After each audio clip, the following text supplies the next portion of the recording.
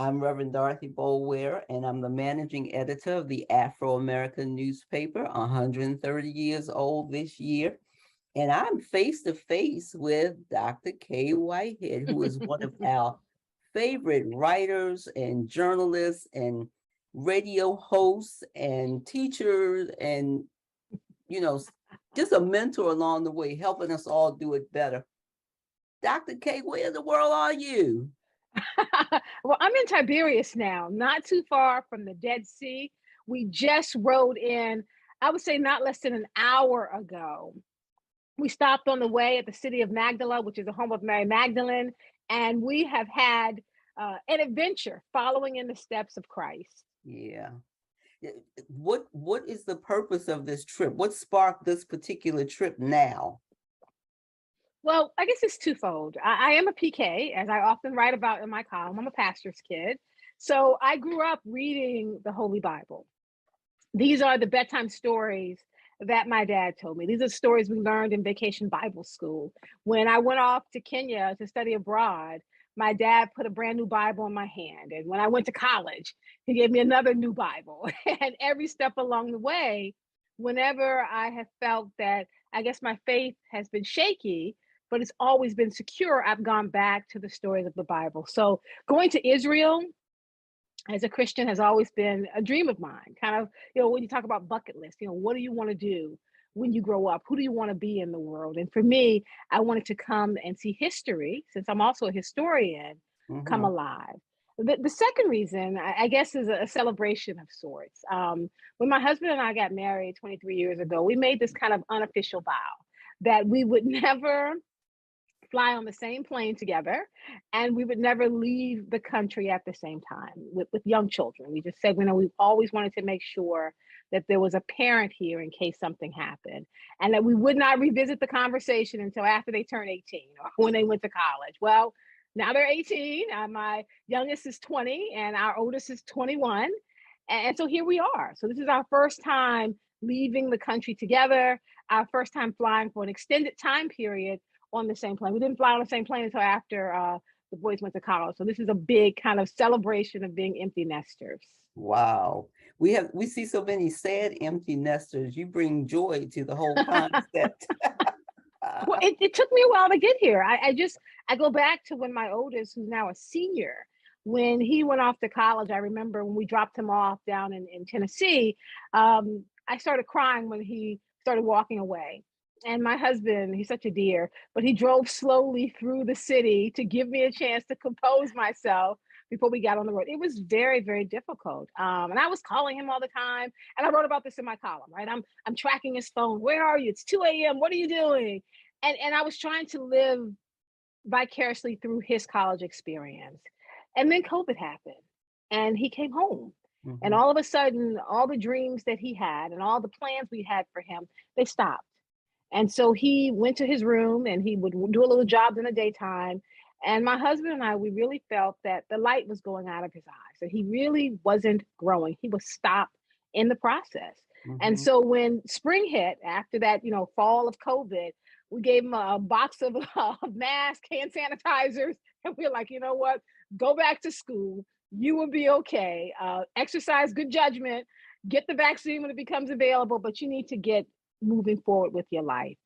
And because we had that extra bump year, I call it, for COVID, and I'm not making light of the COVID experience, I'm just saying for my family, having the opportunity, particularly as a Black mother and a Black woman, my family was home with me. I didn't have to worry about where my sons were. I didn't have to worry about my husband. I didn't have to think about all those things that happen when Black men are moving through Baltimore City, moving through America. Everybody was home. We didn't have baseball practice or fencing practice. I didn't have my job. I didn't have a speech. All we had to do was just be together. I would do my radio show because that was important so that we can continue to keep the community plugged into what was happening with COVID-19. But we were home playing Uno and staying up late at night and laughing and telling stories. And it made it easier when he went back. And it made it much easier when my youngest son went off to college. I was able to drop him off to college, give him a hug, a box of Tide, $50, and send him on his way. Then you've given me about 5 topics and we don't have a lot of time.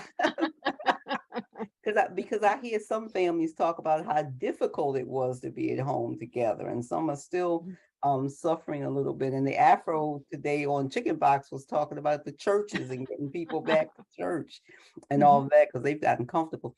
I want to ask you about something you have seen in these last couple days that just grabbed you. It was so much different than what you expected to see.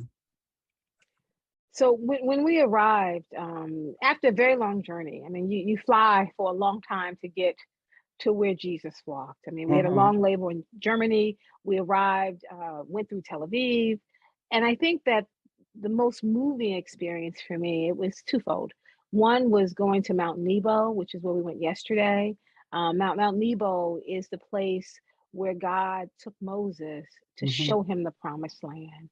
And so to stand up on the top of Mount Nebo and to be able to look out as far as the eye can see, knowing that there are parts of the land that the only way Moses saw parts of the promised land is because God opened his eyes, because it was just too far to see. That was overwhelming to me, knowing that this is the last thing that Moses saw. I mean, Moses got to the promised land because he went home to be with the Lord, but the fact that I was able to stand there. And the second part for me was going to Petra, one of the seven natural wonders of the world, but to go into the city of Petra. And my husband and I made a commitment. We're going to walk all the way to the top, and it's about 800 steps. And it's huge rocks and sand. It was just difficult and challenging. And even though I work out with my coach, I was breathing really hard. We got all the way to the top. Wow. And to be able to look out and say, okay, so this is part of history. And so we're standing here. So there was a spiritual component. There was a physical component, knowing that physically I was able to make it all the way to the top. There was a component that we were together, and that whenever I felt that I was slipping, my husband grabbed my hand, that he was just my life's partner along the way. So it has been that type of journey, moving between taking me back to God's words with Mary Magdalene, and looking at, the Torah, and going to Nazareth today. I mean, we went to the birthplace of Jesus Christ. Like, that is huge. And to think that these are places that he may have walked, that he may have seen. I mean, we went into a church in Magdala that has one wall that's the original wall, and it's only a small piece of wall. They're like, just take a look at that. Those are the same colors. That's the same design that Christ saw when he came into this synagogue. I just had to catch my breath. Because it was overwhelming for me. That's just amazing. I see books and columns and documentaries and all kinds of things coming out of this trip that you and your husband are on. I just wanted to do a tease because I wanted the people to know that you're part of the AFRO family too. Yes, and, I am. Yeah, and they'll be able to read about this. But I want you and your husband to continue to enjoy your day, enjoy your dinner, and thank you so much for giving us a few minutes at the AFRO today. No problem. I'm definitely going to write about this for my AFRO column.